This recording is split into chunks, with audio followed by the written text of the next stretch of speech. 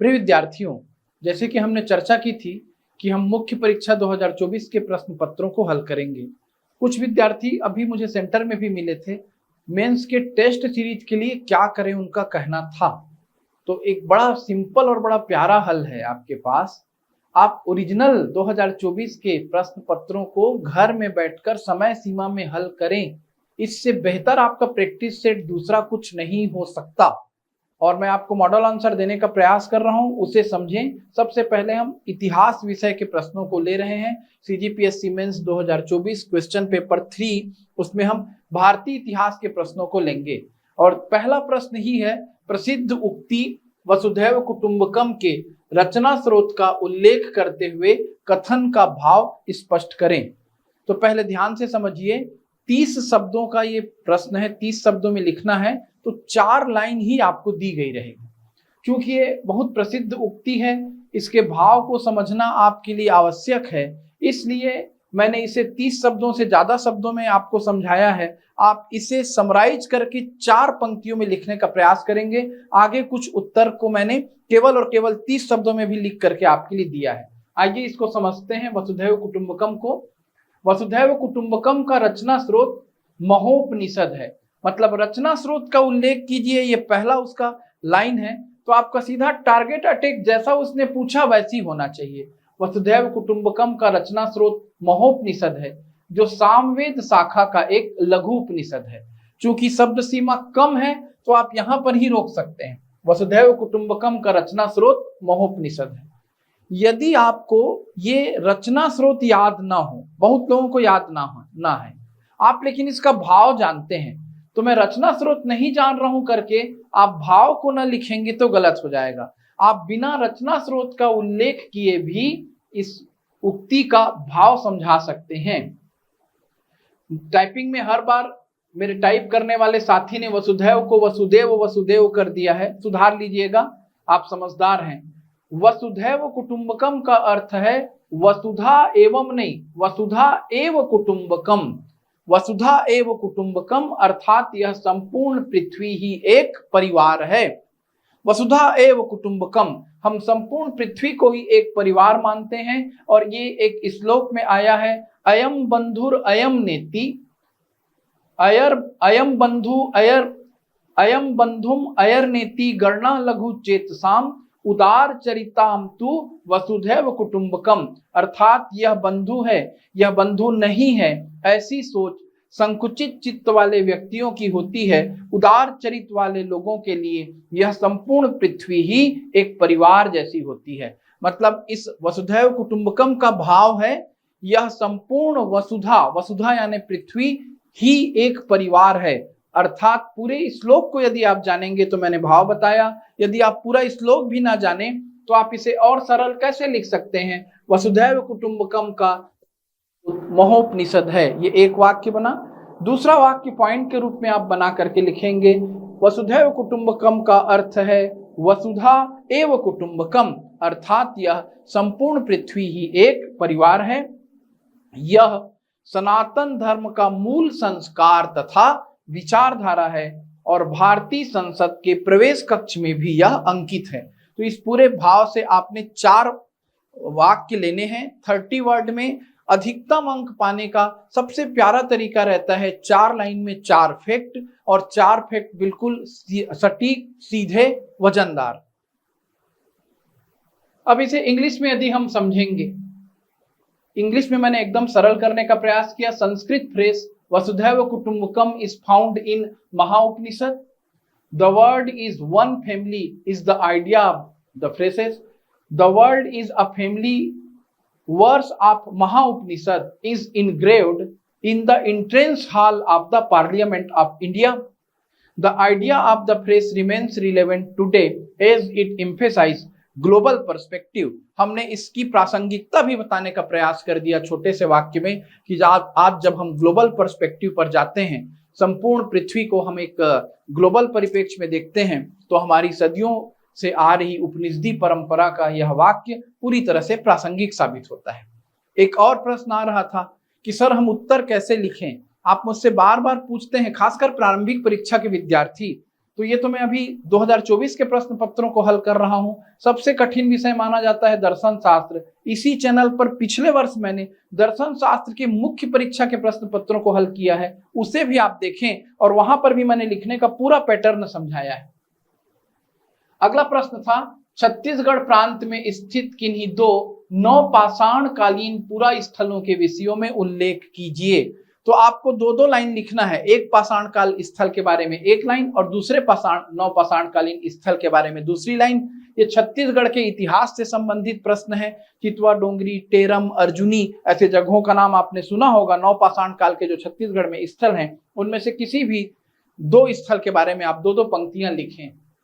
तीसरा प्रश्न फिर से करंट से जोड़ रहा है। यद्यपि राखीगढ़ी का नाम हम बार बार सिंधु घाटी सभ्यता में पढ़ते हैं, पर राखीगढ़ी आधुनिक खोज है, अभी भी वहां पर कुछ न कुछ अनुसंधान के कार्य जारी हैं।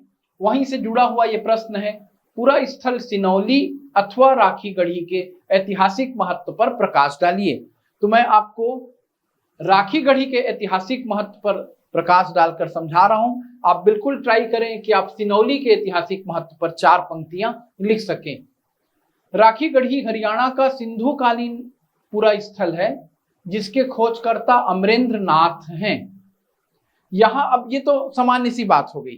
राखीगढ़ी, इसे आप और संक्षिप्त करेंगे, ये 30 शब्दों से ज्यादा हो रहा है। राखीगढ़ी अमरेंद्र नाथ द्वारा खोजा गया सिंधु घाटी का पूरा स्थल है। यहां के अवशेषों के डीएनए अध्ययन से पता चला है कि सिंधु सभ्यता 10,000 ईसा पूर्व पुरानी है। ये काफी महत्वपूर्ण बात साबित होती है। सिंधु घाटी सभ्यता की हम तुलना विश्व की अन्य सभ्यताओं से करते हैं। इसे मिस्र की सभ्यता, मेसोपोटामिया की सभ्यता, चीन की सभ्यता के हम समकालीन बताते हैं। ऐसा हमने पहले अपने स्टडी के सेक्शन में लिया हुआ है। पर जब ये 10,000 ईसा पूर्व पुरानी हो रही है तो इसका मतलब ये हो जा रहा है कि ये विश्व की सबसे प्राचीन विकसित सभ्यता कहलाएगी, जो कि भारत के लिए एक गर्व की बात है। यह सिंधु सभ्यता का क्षेत्रफल में सबसे बड़ा स्थल है और यहाँ के अवशेषों के डीएनए रिपोर्ट से सिंधु सभ्यता विश्व की सबसे पुरानी और विकसित सभ्यता प्रमाणित हुई है। आर्यों के आक्रमण व बाहर से आने का सिद्धांत भी गलत साबित हुआ है, आर्यन इन्वेजन थ्योरी। क्योंकि प्रश्न कहता है सिंधु घाटी सभ्यता के ऐतिहासिक महत्व, मतलब राखीगढ़ी के ऐतिहासिक महत्व पर प्रकाश डालिए। तो यदि शब्द सीमा ज्यादा हो रही है तो आपको सीधी बात, नो बकवास, मैं आपको हमेशा क्लास में भी समझाता हूं, ऐतिहासिक महत्व पर आपको फोकस करना है। पहली पंक्ति आप छोड़ सकते हैं, कहाँ है, किसने खोजा है। आप 30 वर्ड्स में लिखेंगे। पहली पंक्ति छोड़ करके आपको ये 3 चीजों को लेना है कि इससे सिंधु घाटी सभ्यता की पुरातनता 10,000 ईसा पूर्व पहुंचती है, और सेकंड सबसे बड़ी चीज आर्यन इन्वेजन थ्योरी। कभी भी वक्त आने पर मैं आपको आर्यन इन्वेजन थ्योरी अलग से समझाऊंगा। अभी परीक्षा में आप इतना लिखेंगे 30 वर्ड्स में, ऊपर की पंक्तियों को आप छोड़ करके 30 वर्ड में 4 पॉइंट बनाने का प्रयास करें घर पर। इंग्लिश में यदि ये क्वेश्चन आएगा, Rakhigarhi is an archaeological site of the Haryana. Rakhigarhi Haryana का एक आर्कियोलॉजिकल साइट है। Rakhigarhi is located in the Ghaggar river plain and belongs to the Indus valley civilization. आगे की टाइपिंग छूट गई है। It was the largest settlement of the ancient civilization. ये सबसे लार्जेस्ट सेटलमेंट है, सबसे बड़ा क्षेत्र है। DNA test of a skeleton proves that the age of Indus valley civilisation is 10,000 BC। फिर से उसी बात का जिक्र हुआ है कि डीएनए टेस्टिंग से पता चल रहा है कि सिंधु घाटी सभ्यता 10,000 ईसा पूर्व की है। And Aryan invasion theory is not correct. और जो बार बार ये बताया गया कि आर्य भारत के मूल निवासी नहीं हैं, उन्होंने सिंधु घाटी के ऊपर बाहर से आकर के हमला किया, जिसके कारण सिंधु घाटी के लोग दक्षिण भारत पर जाने के लिए बाध्य हुए। इसे आर्यन इन्वेजन थ्योरी कहा जाता है। राखीगढ़ी की खोजों से सबसे बड़ा ऐतिहासिक तथ्य ये प्रमाणित हो रहा है कि आर्यन इन्वेजन थ्योरी एप्रोप्रिएट नहीं है, करेक्ट नहीं है। अगला प्रश्न बेहद सरल है। इसे मैंने आपके लिए सीधे सीधे 30 वर्ड्स में ही देने का प्रयास किया है।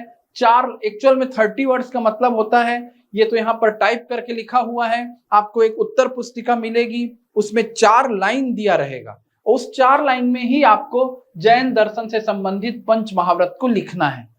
जैन दर्शन से संबंधित पंच महाव्रत का उल्लेख कीजिए। तो पहले लाइन में ही बात को हमने फिनिश कर दिया। जैन धर्म के पंच महाव्रत क्या क्या हैं? सत्य, अहिंसा, अस्तेय, अपरिग्रह और ब्रह्मचर्य है। ये आप प्रारंभिक परीक्षा के स्तर से जानते हैं, बिल्कुल आपको याद रखना है। जैन दर्शन के पंच महाव्रत सत्य, अहिंसा, अस्तेय, अपरिग्रह और ब्रह्मचर्य हैं। फिर दूसरी लाइन बड़ा सरल, असत्य वचनों का परित्याग अमृषा या सत्य है। सत्य क्या है? असत्य वचनों का त्याग। अहिंसा, मन कर्म वचन से जीवों को कष्ट न पहुंचाना है। शब्द सीमा कम है इसलिए हम संक्षिप्त तरीके से बात कर रहे हैं। अब इसके बाद आखिरी लाइन आपको कम पड़ने लगेगी बाकी के 3 महाव्रतों के लिए, तो एक साथ जोड़ने का प्रयास कीजिएगा। पॉइंट नंबर 2 जहां खत्म होता है वहां से आप पॉइंट नंबर 3 लीजिएगा, यानी आपको कॉपी की एक एक जगह का प्रयोग करना है। चोरी न करना अस्तेय है, धन संग्रह की प्रवृत्ति का त्याग अपरिग्रह, इंद्रियों का संयम ब्रह्मचर्य है। जब आपके पास 3 को लिखने के लिए अलग से जगह नहीं बची तो आपने इन तीनों को एक लाइन में समेटने का प्रयास किया।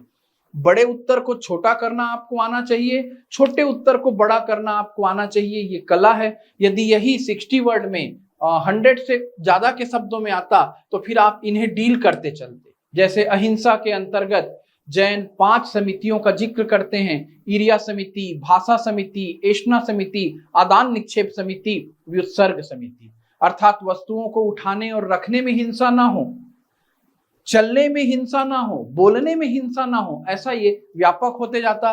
पर चूंकि अभी ये 30 वर्ड्स की शब्द सीमा में चल रहा है इसलिए हमने इसे संक्षिप्त में लिखना सीखा। इंग्लिश में भी ऐसे ही हम लिखने का प्रयास करेंगे। The 5 vows of Jain philosophy are truthfulness, सत्य के बदले हमने शब्द का प्रयोग किया ट्रुथफुलनेस, ब्रैकेट में हमने लिखा सत्य, नॉन वायलेंस अहिंसा, नॉन स्टीलिंग अस्तेय, नॉन पजेसिवनेस की प्रवृत्ति को छोड़ना, संग्रह की प्रवृत्ति को छोड़ना, यही है अपरिग्रह, एंड सेलिबेसी, ये है brahmacharya. These are part of right conduct. थोड़ा सा हमने बदल दिया, चाहे तो हम ऐसा भी लिख सकते हैं, हमेशा रट करके एक ही पैटर्न में लिखा गया उत्तर ही सही है, ये भी जरूरी नहीं है। आपको याद आ रहा है सही और सटीक तो आप अपने तरीके से भी लिख सकते हैं कि ये जो त्रिरत्न है, सम्यक ज्ञान, सम्यक दर्शन और सम्यक चरित्र, उसमें से ये जो 5 महाव्रत हैं ये सम्यक चरित्र का पार्ट है और इनके अनुसरण से व्यक्ति पूर्व संचित कर्मों से मुक्ति पाता है और मोक्ष की दिशा में बढ़ता है। These are part of right conduct which is one of the 3 jewels and following them a person can attend salvation. हम त्रिरत्नों के अनुसरण से और उसमें 5 महाव्रतों का अनुसरण करते हुए साल्वेशन तक जाएंगे। प्रश्न क्रमांक 5 पर आते हैं। द्रविड़ शैली के दक्षिण भारतीय मंदिर स्थापत्य के प्रमुख लक्षणों को बताइए। तो भारत में मंदिर निर्माण की 3 बड़ी शैलियां हैं। उत्तर भारत की शैली नागर, दक्षिण भारत की द्रविड़ और दोनों की मिलीजुली शैली बेसर। इसने चूंकि द्रविड़ शैली के प्रमुख लक्षण को बताने को कहा गया है, 4 लाइन दी रहेगी, 4 बड़े लक्षण आप बता सकते हैं। अन्य लक्षण भी होते हैं जो आप कभी मुझसे विस्तृत रूप से पढ़ेंगे। अभी आपको शब्द सीमा और स्थान का पालन करते हुए जितना कुछ लिखा जा सकता है मैं बता रहा हूं, और वाक्य भी मैंने यहाँ पर कुछ अधूरे से जानबूझकर बनाए कि आप ऐसा भी कर सकते हैं यदि आपको ज्यादा चीजें लिखनी है। ऊंचा प्रवेश द्वार, जिसे हम क्या कहते थे, गोपुरम, और ऊंची 4 दीवारी। गोपुरम प्रवेश द्वार को दक्षिण भारत में द्रविड़ शैली में गोपुरम कहते हैं और फिर वो चारों तरफ से बाउंड्री वाल से घिरा रहेगा। जो उत्तर भारत की मंदिर शैली है उसपे शिखर बनता है, मंदिर के शीर्ष पे गर्भगृह के ऊपर शिखर रहता है, और दक्षिण भारत में वो विमान कहलाता है, पिरामिड नुमा शिखर।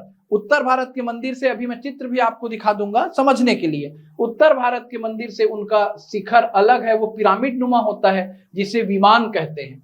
पिरामिड नुमा शिखर अर्थात विमान का मंदिर के शीर्ष पर होना, ये दूसरी प्रमुख विशेषता है। तीसरी विशेषता पंचायतन शैली, ये उत्तर भारत में भी प्रयोग में लाई जाने लगी। पंचायतन शैली का मतलब होता है एक मुख्य देवता रहेंगे और साथ में 4 अन्य देवताओं की भी मंदिर बनेंगे। 5 की शैली पंचायतन। पंचायतन शैली जिसमें एक प्रधान मंदिर तथा 4 गौण मंदिर। और एक और बहुत प्यारी विशेषता है, मंदिर परिसर के अंदर जलाशय। मंदिर परिसर के अंदर जलाशय बनेगा। अब आपके पास जगह बच रही है थोड़ी सी, आप 2 उदाहरण दे दीजिए। बृहदेश्वर मंदिर, बृहदेश टाइप हो चुका है, ये बृहदेश्वर मंदिर है, और मीनाक्षी मंदिर है।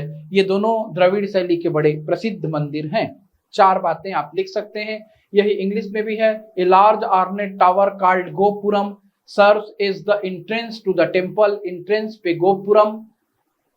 The vimana is the tower that rises above the garbhagriha, garbhagriha के ऊपर विमान, जो शिखर है उसके बदले विमान। Panchayatana style with 1 main temple and 4 other temples, पंचायतन शैली अर्थात एक मंदिर साथ में 4 और मंदिरों का बनना। And it is common to find a tank और any form of water reserve in the temples complex, temple के कॉम्प्लेक्स में एक सरोवर रहेगा या अन्य किसी प्रकार के जल स्रोत की मौजूदगी रहेगी। ये द्रविड़ शैली की विशेषताएं आप देख करके समझ सकते हैं। ये उत्तर भारत के जैसे नागर शैली का एक खजुराहो का मंदिर है, इसका आप शिखर देखें, ये शिखर शैली है। और ये दक्षिण भारत का मंदिर है, इसमें शिखर बिल्कुल उत्तर भारत के मंदिरों से अलग दिख रहा है, तो ये विमान शैली कहलाता है। आप इस मंदिर के साथ एक सामने में जलाशय की मौजूदगी भी देख सकते हैं। तो हमने इस तरीके से कुछ प्रश्नों को बनाया। आपको वीडियो कैसे लग रहा है, ये कितना आपके लिए सहायक हो रहा है, आप जरूर कमेंट सेक्शन में लिखें। और यदि आपको आवश्यकता महसूस हो रही है तो फिर मैं नेक्स्ट वीक, या नेक्स्ट वीक भी ना कहें, यदि आप जरूरत महसूस करते हैं और आपको लगता है कि ये सीरीज आगे बढ़ाई जाए, तो आप यदि कमेंट करेंगे तो कल मैं फिर कुछ अन्य प्रश्नों का उत्तर आपके सामने प्रस्तुत करूंगा। तब तक के लिए अध्ययन जारी रखें। सभी को ऑल द बेस्ट, बहुत बहुत शुभकामनाएं उज्जवल भविष्य के लिए। धन्यवाद।